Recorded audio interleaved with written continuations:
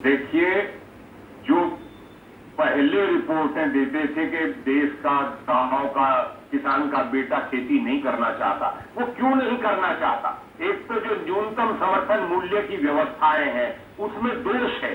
मैंने प्रधानमंत्री जी से आग्रह किया है कि न्यूनतम समर्थन मूल्य को कंपलसरी रिजर्व प्राइस किया जाए, पेनल्टी पनिशमेंट क्लॉज के साथ, देश में उससे कम पे कोई खरीदी ना हो। तो एक तो वो बहुत जरूरी बात है। दूसरी बात, अभी जो 1 लाख करोड़ रुपए का एग्रीकल्चर इंफ्रास्ट्रक्चर के लिए सरकार ने पैकेज किया है, मैं सरकार का धन्यवाद करता हूं, लेकिन एक बात साथ में निवेदन करता हूं कि ये 1 लाख करोड़ रुपया देश के 7 लाख गांव के बीच में 15-15, 20-20 गांव के बीच में क्लस्टर बनाइए और एक ऐसा सेंटर हमें स्टेब्लिश करना पड़ेगा।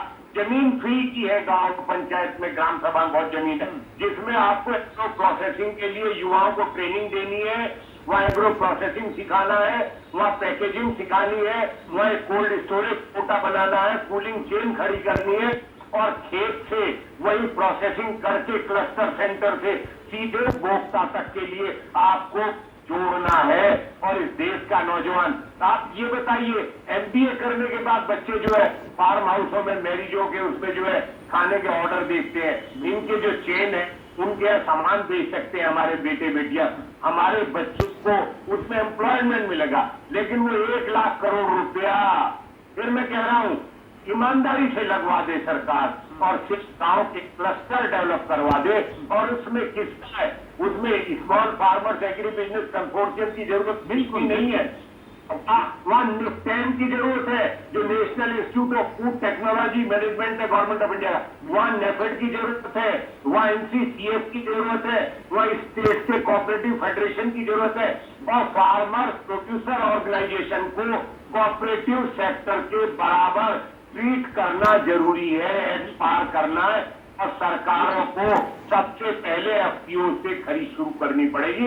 आरबी की सप्लाई, पब्लिक सेक्टर की सप्लाई, वो सब क्लस्टर सेंटरों की करना। आप एक बात रणबीर जी, क्या हमारे बच्चे टमाटर सॉस नहीं बना सकते? क्या आलू का चिप्स नहीं बना सकते? चावल का मुरब्बा नहीं बना सकते?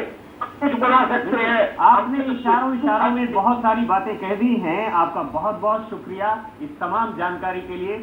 और डॉक्टर कृष्णवीर चौधरी कहीं ना कहीं सरलता से ये कहने की कोशिश कर रहे थे कि अगर हर गांव एक कंपनी की शक्ल ले लेता है या 5-7 गांव मिलकर एक कंपनी की शक्ल ले लेते हैं, वहां के युवा वहां जो उपज पैदा होती है उसको प्रोसेस कर पाते हैं, उसकी पैकेजिंग कर पाते हैं, उसकी ब्रांडिंग कर पाते हैं और उसे अगर बाजार तक ले जा पाते हैं, तो ऐसे में जो नए भारत की नई पीढ़ी है वो खेती की तरफ अपने भविष्य की ओर देख सकती है।